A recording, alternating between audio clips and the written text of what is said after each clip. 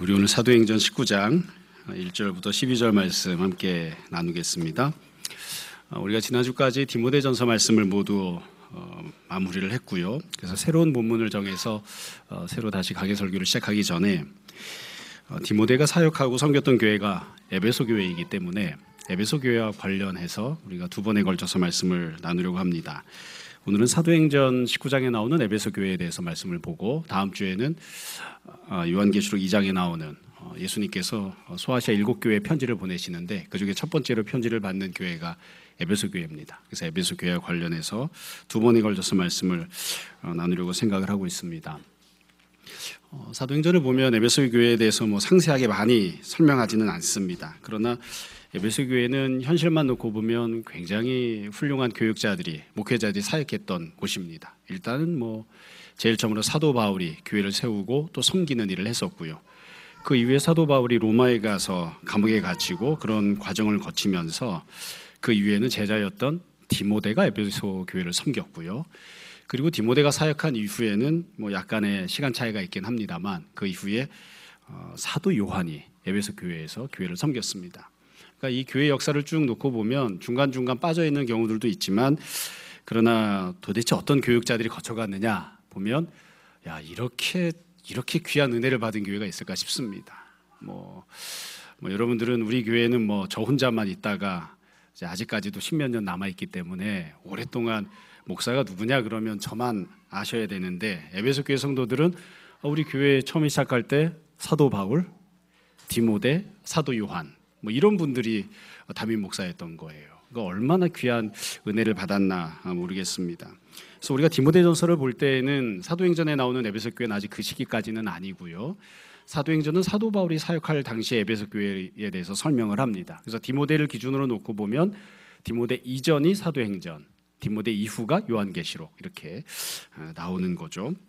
사도행전 읽은 이 19장, 정확하게는 앞부분의 18장 23절부터인데 이 부분부터 사도 바울이 에베소 교회에서 어떻게 사역을 했는지 그리고 에베소 교회가 어떤 모습과 특징을 갖고 있었는지를 우리가 오늘 살펴보려고 합니다. 앞부분에 나왔던 것은 생략을 하고 바울이 사역했던 것 핵심적으로 세 가지 내용에 대해서 오늘 말씀을 볼 건데 이 내용은 크게 줄거리를 잡자면 주제를 잡자면 에베소 교회가 어떤 점에서 조금씩 더 온전하고 아름다운 교회가 되어져 갔는가 그리고 또 교회란 어떠한 곳인가 어떠한 모습들이 좀 더 풍성하게 나타나고 어떤 모습들에 있어서 성장하는 것이 교회다운 모습인가 이 부분에 있어서 에베소 교회를 기준으로 우리가 말씀을 살펴보려고 합니다. 내용은 다른 부분들과 마찬가지여서 어렵지도 않고 또 처음 듣는 것이 아니라 우리가 다 익숙하게 잘 알고 있는 그런 내용들이기도 합니다. 먼저 사도 바울이 사역했던 첫 번째 내용은 1절부터 7절까지인데 성령님과 관련된 사역입니다. 세부적으로는 두 가지로 나눌 수 있지만 큰 줄기는 성령님이 역사하시는 그런 교회가 되게 했다는 거예요. 1절에 보시면 아볼로가 고린도에 있을 때에 바울이 윗지방으로 다녀 에베소에 와서 이렇게 시작을 하죠. 아볼로가 등장을 합니다. 우리가 본문에 읽지 않았는데 앞부분이 18장을 보면 아볼로가 에베소에서 활동을 했습니다. 다만 아볼로는 세례 요한의 세례만 알고 성령 세례나 혹은 예수님에 대해서 상세하게 알지는 못했습니다. 그래서 구약 성경을 인용해서 예수님이 그리스도이심을 증거하기는 했지만 그러나 온전한 믿음을 갖고 있던 상황은 아니었어요. 그래서 이 사도 바울에게 배웠던 아골라 브리스길라 이들은 평신도죠. 일반 성도들이 이 아볼로를 데려다가 하나님 말씀을 가르칩니다. 그리고 나서 여러 이유 때문에 아볼로가 고린도 교회로 가게 돼요. 그러니까 일정 부분은 파송을 하게 되는 셈이죠. 그래서 이게 에베소 교회와 관련해서 중요한 특징이기도 한데 에베소 교회는 어떤 모습을 갖고 있던 교회였는가? 평신도들이 성도들이 말씀을 가르치는 사역을 했던 교회입니다. 특별히 나중에 거의 사도라고 일컬어질 만한 직분자로 사역을 했던 아볼로를 성도들이 가르친 거예요. 그래서 아볼로가 나중에 성장하는 속도가 빠르니까 또 더 많이 성장한 사람이 되니까 물론 훗날에는 아굴라 브리스길라도 아볼로에게 배우는 사람이 됐겠죠. 그러나 처음에는 성도가 직분자 되는 사람을 가르쳤던 그런 일이 있었던 교회가 바로 에베소 교회입니다. 자, 1절은 이제 그 상황을 설명을 한 거예요. 그 뒤에 보시면 이렇게 시작하죠. 어떤 제자들을 만나 이르되 그러니까 에베소 교회에는 이미 제자들이 있었습니다. 조금 폭넓게 이야기하면 사도 바울이 2차 선교 여행을 떠나고 돌아가는 길에 에베소에 들릅니다. 그러니까 아마 에베소에 잠깐 머물렀을 때 무슨 일을 했는지 기록은 없지만 말씀을 증거하고 복음을 전했겠죠. 여하튼 여러 과정들을 통해서 에베소에는 이미 약간의 제자들이 있었던 것 같습니다. 그래서 그 제자들을 만나서 2절 이르되, 바울이 묻죠. 너희가 믿을 때에 성령을 받았느냐. 그러니까 바울이 처음에 던진 질문이 이거예요. 성령을 받았느냐. 여러분들도 한번 스스로 한번 질문을 던져보세요. 스스로에게. 우리는 성령을 받았는가. 그러니까 이 사람들이 대답을 합니다. 이르되 아니라 우리는 성령의 계심도 듣지 못했노라. 그러니까 성령님에 대해서 모른다고 대답을 하는 거예요. 3절 바울이 다시 묻습니다. 바울이 이르되 그러면 너희가 성령이 계신 것도 모르는데, 성령을 받지도 못했는데 무슨 세례를 받았느냐 이렇게 질문합니다. 왜 세례를 받는 것에 대해서 질문을 했을까요? 이유는 간단합니다. 성령님의 가장 중요한 역사가 그 중에 하나가 세례받는 것이기 때문에 그렇습니다. 그러니까 우리는 일반적으로 생각할 때 성령 충만 그러면 뭐 은사를 받는 거, 어떤 뭐 대단한 역사가 나타나는 것 이런 것을 생각하지만, 성령님의 가장 중요한 기본적인, 가장 핵심적인, 근본적인 사역은 무엇이냐면 세례를 받는 겁니다. 세례를 받는다고 하는 건 예수님 믿는 사람이 된다는 뜻이고요. 내 입술로 예수님을 고백하고 그래서 네가 하나님의 자녀가 되었다, 구원받았다는 증표로 세례를 받는 거예요. 그러니까 그냥 직접적으로 이야기를 하면 성령님이 역사하시지 않으면 마음의 변화를 받거나 예수님을 믿거나 거듭나거나 할 수가 없는 거죠. 그래서 네가 성령님 안에서 거듭나고 예수님 믿는 사람이 되고 그래서 세례를 받았느냐 이렇게 지금 질문을 한 거예요. 그러니까 사람들이 대답을 합니다. 너희가 무슨 세례를 받았느냐 질문하니까 대답하되 요한의 세례니라. 그러니까 지금 여기서 예수님 믿는다고 하는 사람들이 사실은 이 성령님을 통해서 세례를 받은 것이 아니라 요한의 세례를 받은 거예요. 요한의 세례만 받았다 이렇게 이야기를 합니다. 지금 이 대답을 하고 있는 분들에게는 조금 죄송하기는 하지만 조금 냉혹하게 이야기를 하자면 이분들은 아직 예수님 믿는 게 아닙니다. 예수님에 대해서 정보를 알고 있고 지식을 갖고 있을 뿐이지 아직 예수님 믿는 사람이 된 게 아니에요.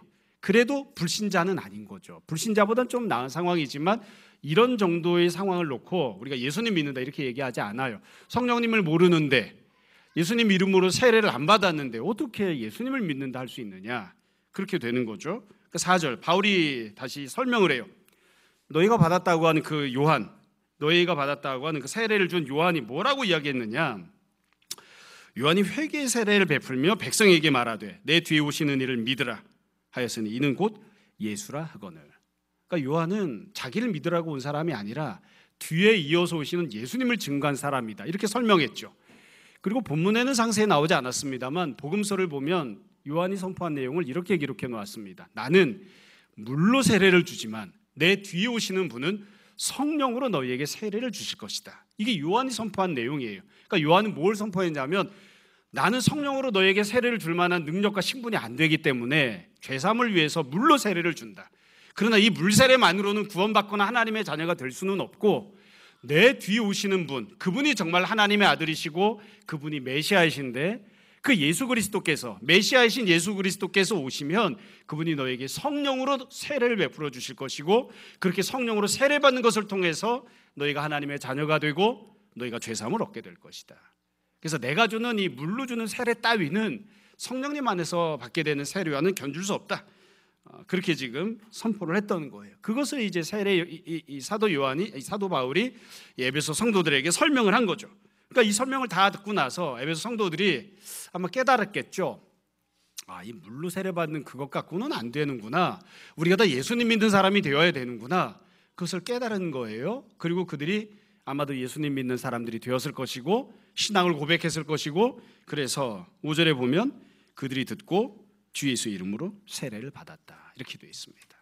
여러분 이게 설명이 굉장히 복잡한 것처럼 보이지만 매우 단순합니다. 사실 처음에 교회에 성도들이 모였을 때에는 예수님을 믿겠다는 마음만으로 모인 게 아닙니다. 여러 가지 다양한 목적으로 모인 거예요. 예수님에 대한 정보를 갖고 있고 예수님에 대한 소식을 듣기는 들었지만 예수님을 온전하게 믿는 믿음이 아니라 어떤 사람들은 밥을 먹기 위해서, 어떤 사람들은 친교를 위해서, 어떤 사람들은 그냥 요한의 세례를 받기 위해서, 어떤 사람들은 나는 율법 지키며 살래요. 율법 지키는 데는 예수님 믿는 게 좋은 것 같아요. 이러면서 모인 거예요. 여러 가지 목적으로 모인 거예요. 이게 현실 속에서는 우리가 많이 발견할 수 있는 모습입니다. 불행한 역사이기는 하지만 우리나라도 과거 일제치하 때 보면 독립운동하던 사람들이 교회에 모였습니다. 그러니까 교회가 뭐 하는 곳이었냐면 독립운동하는 사람들이 모여서 활동하던 그런 중심지가 되었었거든요. 근데 본질적으로 보자면 당신에게 만약 교회에서 독립운동을 하지 않으면 당신이 교회에 있겠습니까? 그러면 난 나갈랍니다. 그런 사람들이 많이 있었다고요. 그러니까 사실 교회가 예수님을 믿는 사람, 예수님을 통해서 하나님 나라를 누리려 오는 사람, 예수님을 통해서 구원과 은혜를 소망하는 사람들이 모이는 곳이 되어야 되고, 하나님의 자녀가 된 사람들이 성령님 안에서 세례를 받고 모이는 곳이 되어야 되는데, 처음에 그렇지 못해서 여러 가지 이유 때문에, 여러 가지 목적 때문에 다양한 과정 방법을 통해서 여러 사람들이 모이는 곳들이 되는 그런 일들이 종종 있곤 하죠. 에베소 교회가 그런 거였던 거예요. 다 예수님을 알아요. 예수님을 믿어가는 마음이 일정 부분은 있어요. 그러나 예수님을 온전한 구주로 인정하고 고백하거나 오직 예수님을 믿는 것만이 구원받는 길이라고 고백하거나 그렇지 않은 사람들도 지금 모여 있는 거죠. 그러니까 그 사람들이 세례 요한이 주는 세례 정도를 받고 율법을 지키는 삶을 살고 할례를 받고 음식을 가려 먹고 여러 가지 방식으로 살고 있는 거예요. 거기에 대해서 지금 사도 바울이 명확하게 선포를 하는 거죠. 교회는 그런 곳이 아니다. 예수님 믿는다는 건 그런 뜻이 아니다. 내가 태어날 때부터 죄인으로 태어나서 죄를 짓고 살아서 태어날 때부터 심판받은 존재로 태어나서 심판을 면할 수 없는 이미 심판받은 그런 존재로 살아가고 있지만 예수님 믿고 성령님 안에서 거듭나고 그래서 네 영혼이 새로운 존재가 되고 네 마음도 새로운 마음을 얻고 그래서 여지껏과는 다른 새로운 육적인 삶을 살아가고 그렇게 구원받은 하나님의 자녀가 된 사람들, 그 사람들이 내가 예수님 믿습니다라고 그것을 인정하면서 성령님 안에서 세례받고 그 사람들이 모여있는 곳이 교회가 되는 것이다. 지금 그렇게 설명하고 선포하는 거예요. 그래서 지금 사도 바울이 비로소 어찌 보면 교회가 다시 새롭게 시작하게끔, 교회가 교회다운 모습으로 시작하게끔 하는 사역을 시작한 것이죠. 그래서 교회는 언제든지 첫 출발점이 성령님의 역사하심입니다. 성령님께서 우리들의 마음을 만져주셔서 예수님을 믿고자 하는 마음을 갖게 하시고 성령님께서 우리의 영혼을 다시 낳아주셔서 우리가 성령님 안에서 거듭난 존재가 되고 성령님께서 우리의 육적인 삶을 바꿔주시고 변화시켜 주셔서 우리가 일단 세례받고 새로운 삶을 시작하고 그러면서 교회가 시작되는 거죠. 사도 바울이 성령님의 역사하심을 지금 첫 번째 사역을 하는 거예요.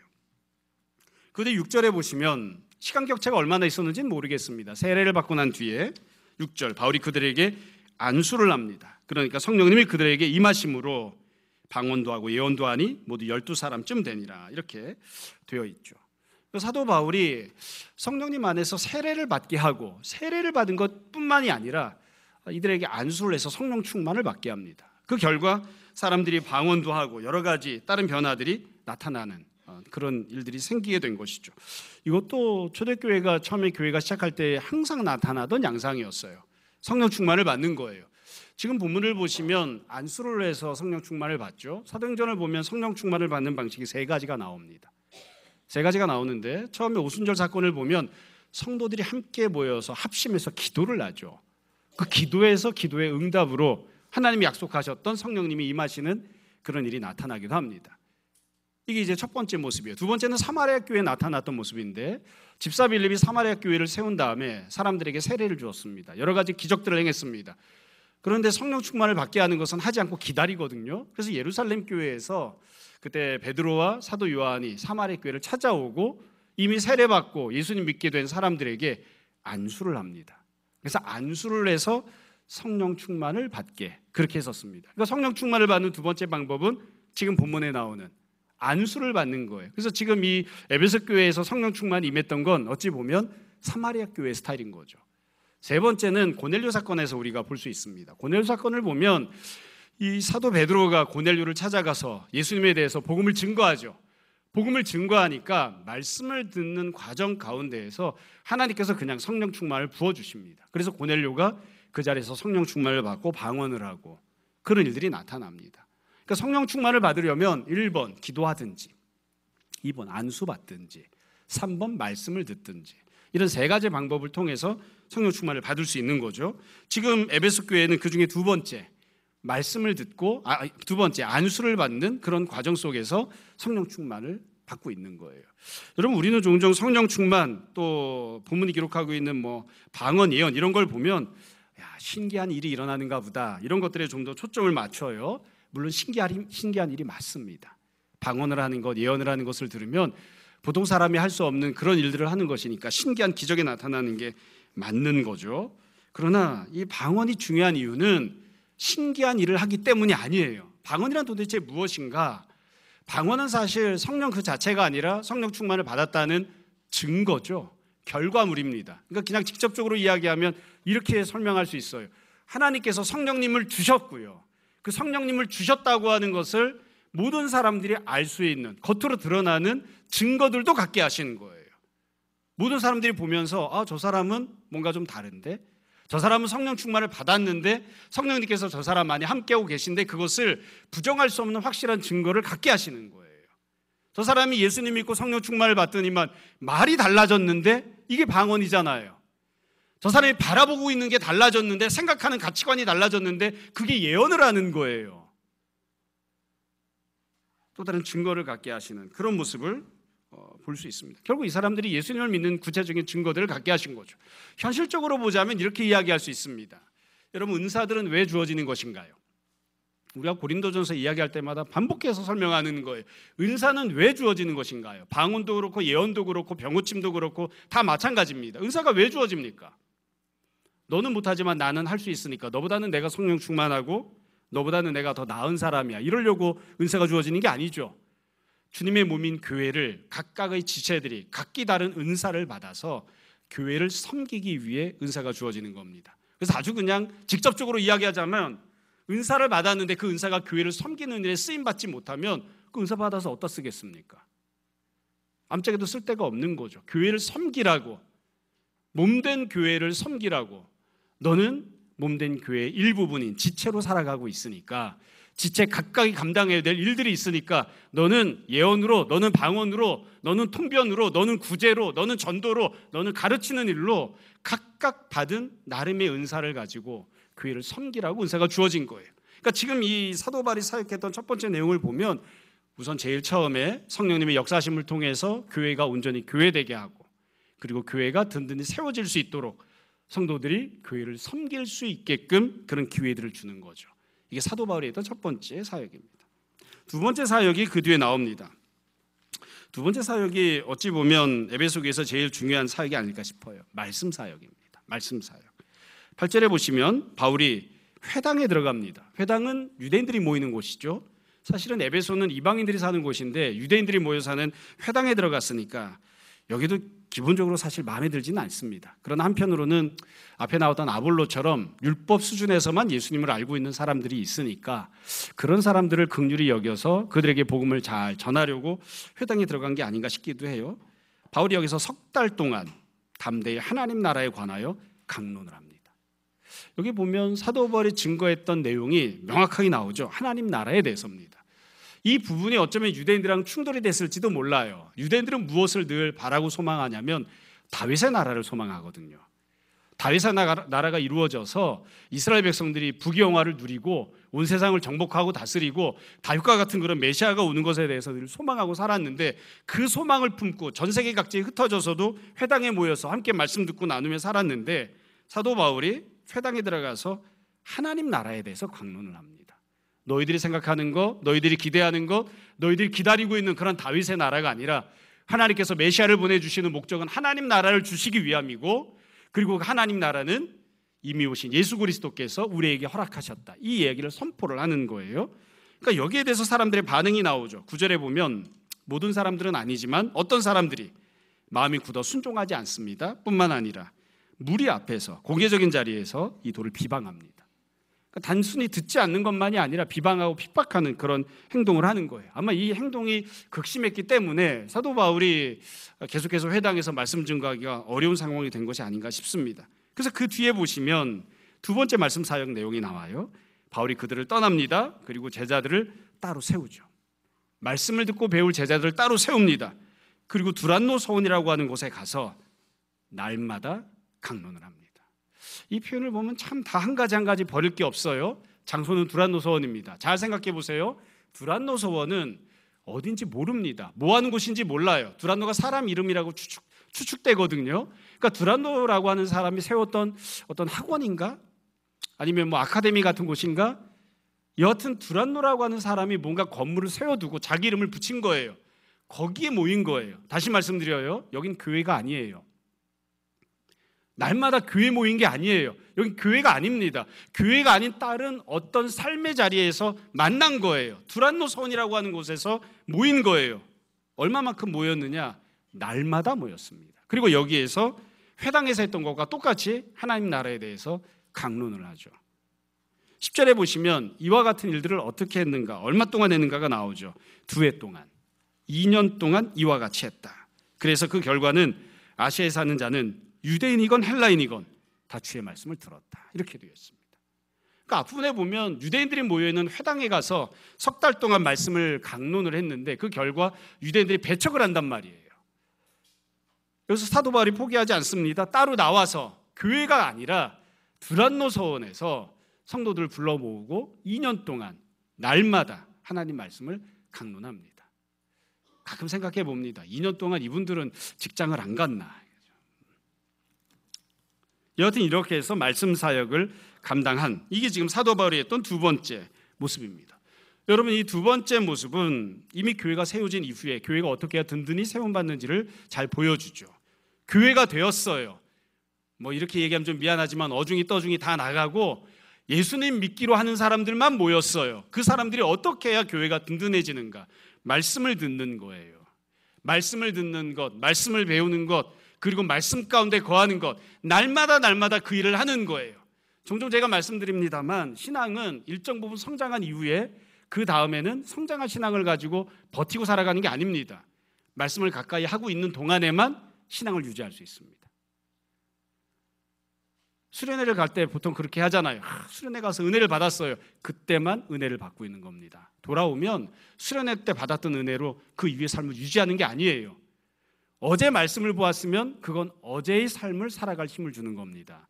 오늘 말씀을 보면 오늘 말씀 안에 살 수 있어요. 여지껏 내가 10년 동안 말씀을 읽고 말씀 가운데 살았으니까 앞으로 한 3년 동안은 말씀을 안 읽어도 그래도 믿음 가운데 살 수 있을까요? 천만에요. 그런 사람 아무도 없어요. 목사건 장로건 누구건 그럴 수 있는 사람 아무도 없어요. 어제 기도는 어제로 끝난 거예요. 오늘 기도해야, 내일도 기도해야, 그래야 믿음 가운데 살 수 있습니다. 그래서 우리가 확실하게 알 수 있는 건 이거예요. 에베소 교회는 2년 동안은 멀쩡했을 겁니다. 그 이후에는 모르겠어요. 다음 주에가 되면 우리가 요한계시록 볼 건데요, 불행하게도 다음 주에는 에베소 교회를 많이 책망할 겁니다. 사도 바울이 2년 동안 말씀을 가르치고 교회가 조금 더 온전해지고 성숙해지고 그랬음에도 불구하고 그 성숙함이 끝까지 자동적으로 유지가 되는 게 아니에요. 오늘 은혜를 받으면 그 은혜는 오늘 겁니다. 내일은 모릅니다. 사도 바울이 2년 동안 날마다 말씀을 함께 강론하고 듣는 그런 일들로 교회를 세워나갔다고요. 왜 이렇게 했을까요? 사도 바울이 없어도 앞으로도 이렇게 말씀 가운데 살라고 이렇게 한 거죠. 이게 교회를 세우는 방법입니다. 여러분, 말씀을 이렇게 강론하면 무엇이 바뀔까요? 본문에서는 그 결과에 대해서 이야기를 안 하고 있습니다. 그러나 말씀을 자꾸 들으면 무엇이 바뀌느냐? 어떤 분들은 뭐 영성이 달라진다, 영혼이 달라진다 이런 말씀들을 하세요. 물론 맞습니다. 그러나 누구나 다 알 수 있는 가장 직접적이고 구체적인 결과는 말씀을 자꾸 강론 듣고 하면 지식이 달라집니다. 생각이 달라집니다. 가치관이 달라지는 거예요. 생각이 안 바뀌면 말씀 왜 듣는 겁니까? 지식이 달라지지 않으면 말씀 왜 듣는 겁니까? 가치관이 달라지지 않으면 말씀을 왜 듣는 겁니까? 말씀을 듣기 전에도 돈돈 하다가 말씀을 다 들은 다음에도 돈돈 할 것 같으면 뭐 때문에 말씀을 듣는 겁니까? 말씀을 들으면 어떤 것이 달라지는가? 생각이 달라져야 돼요. 지식이 달라지고 가치관이 달라지는 거라고요. 여지껏은 내가 이 땅에서만 살고 이 땅에서만 부귀영화를 누리면 돼, 내가 원하는 대로 살면 돼, 그랬다면 그게 다가 아니네. 생각이 달라지죠. 들어온 지식이 달라지니까요. 여지껏은 그냥 내 몸뚱아리 하나 편안하게 게으름 부리고 살았다면 그렇게 살면 안 되는 거였네. 생각이 달라지죠. 그렇지 않으면 뭐 때문에 말씀을 듣겠어요? 생각이 달라져야, 말씀이 우리 삶 속에 들어와야, 우리 마음이 깨끗해지면 이 깨끗해진 마음 속에 하나님의 말씀이 들어오고 지식이 새로워지고 생각이 달라지고 가치관이 달라지고, 그래야 생활도 달라지고요, 삶도 달라지고요, 그래야 일단은 내가 행복하게 삽니다.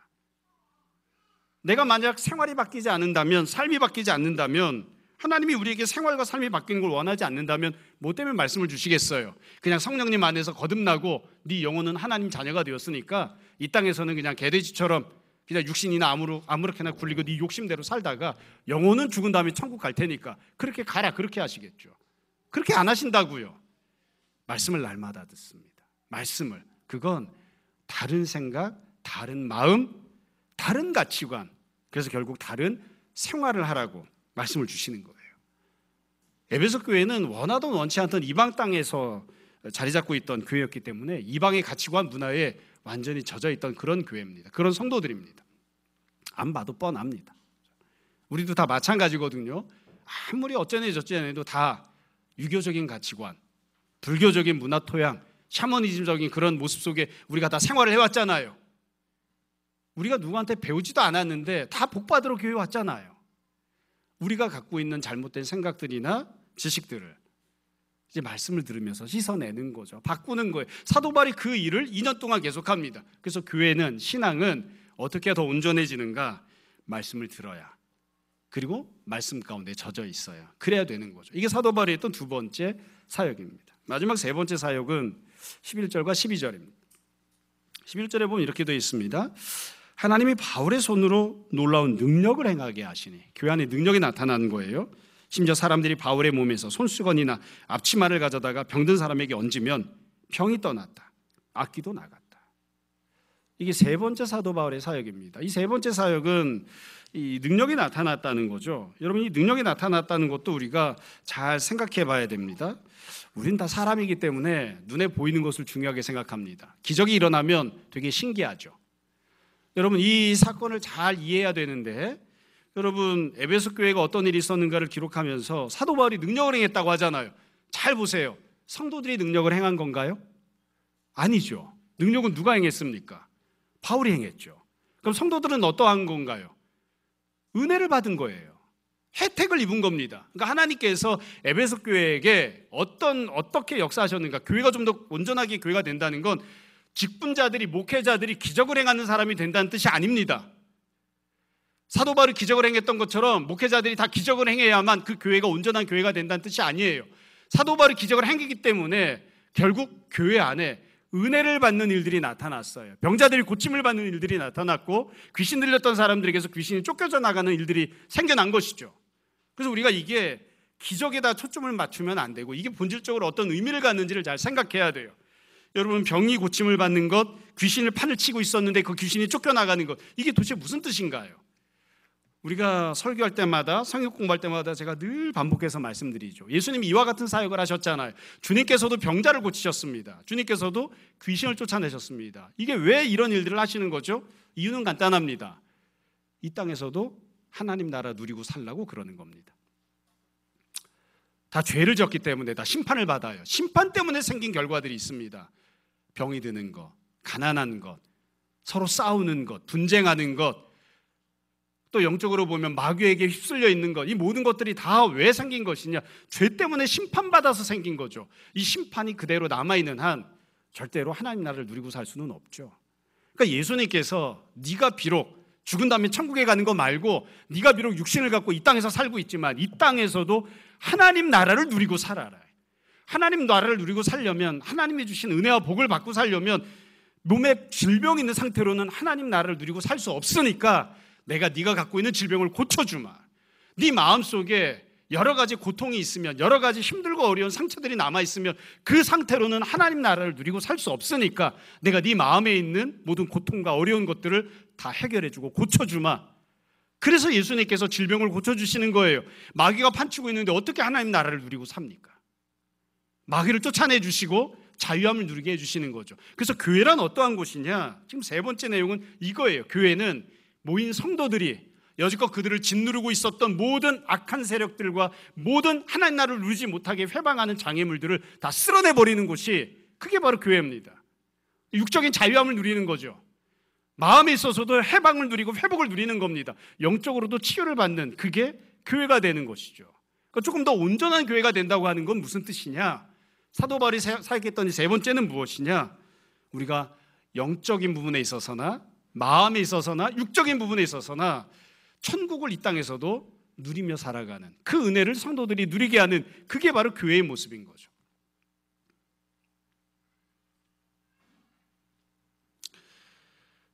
물론 우리가 다 완벽하게 천국을 이 땅에서 누리는 것은 아니지만 그 사도 바울이 그와 같이 일을 하는 것입니다. 그리고 우리가 다 알고 고백을 하잖아요. 하다못해 감기 하나가 들려도 약을 먹거나 시간이 지나야 낫죠. 자연적으로 이 금방금방 낫기가 참 쉽지가 않잖아요. 마음에 상처가 있거나 고통이 있어도 금방금방 사라지거나 하지 않잖아요. 그래서 기적이 필요하죠. 주님의 은혜가 필요합니다. 주님, 제가 이곳에 찾아 나와서 예배자로 주님 앞에 섰습니다.